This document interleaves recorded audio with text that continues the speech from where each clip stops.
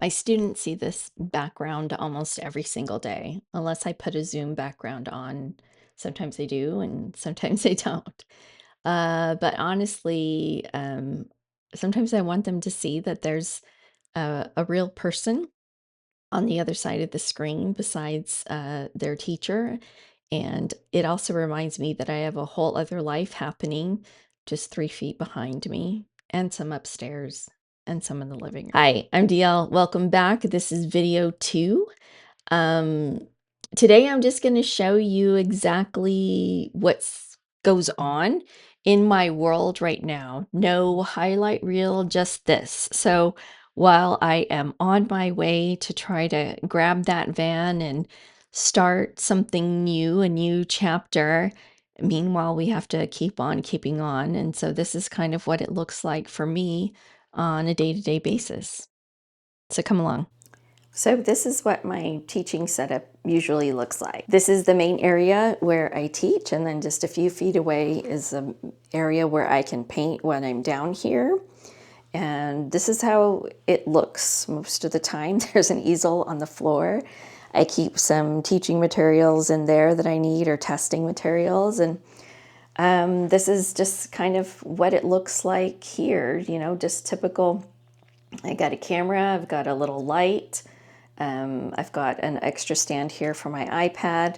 I have another iPad here that I write on when I'm testing students and have to take notes so I don't lose them. I've got some other mounts here for cameras if I want to have kind of like a top-down view, then I've got that ready to work. So basically I'm just here in this chair, and as you can see I can swivel it over and swivel it to the art desk. Both of these desks are standing desks, so if I want to stand at each one of them, I do, and sometimes, honestly, I forget that they are standing desks and I don't stand up.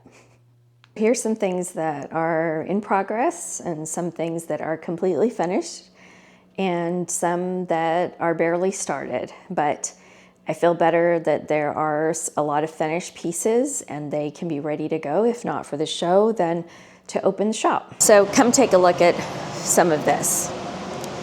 So these are some of my Altoid tins that I've prepared for the Buena Vista Audubon Society show on May the 3rd in Oceanside, California.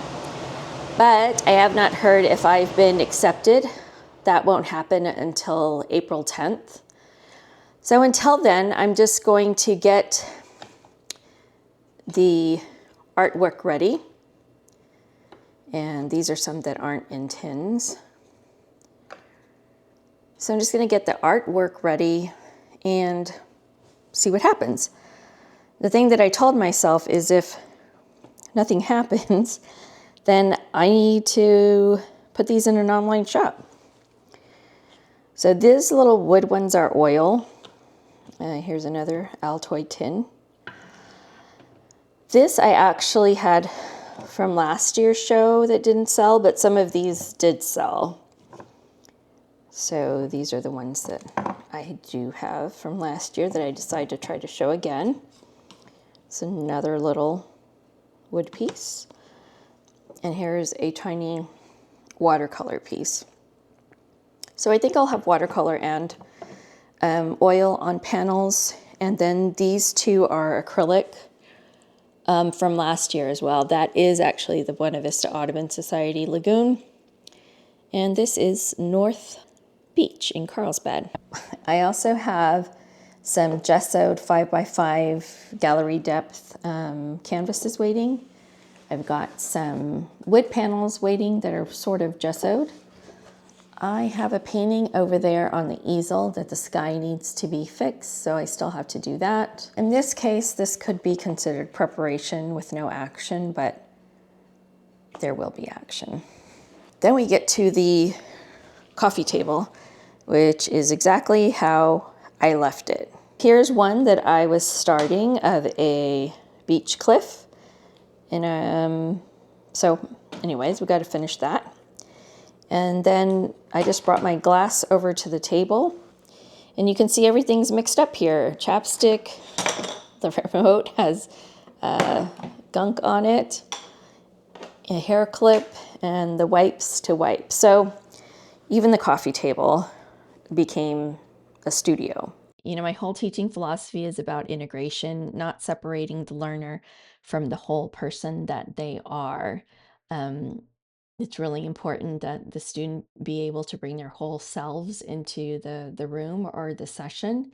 And turns out I need that too. Here's something I'm going to say out loud on camera, so I'll actually have to do it.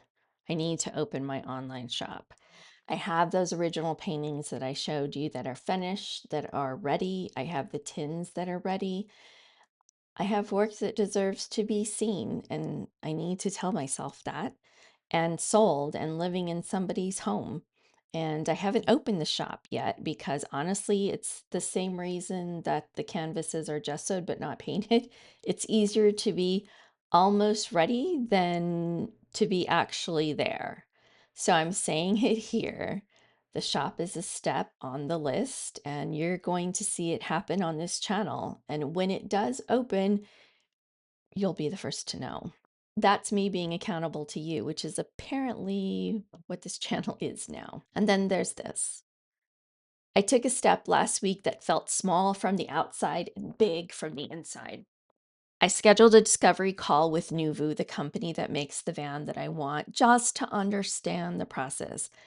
How does it work? What are the actual steps? What does it look like to get from here to there in real terms? So I didn't order anything. I don't have the van.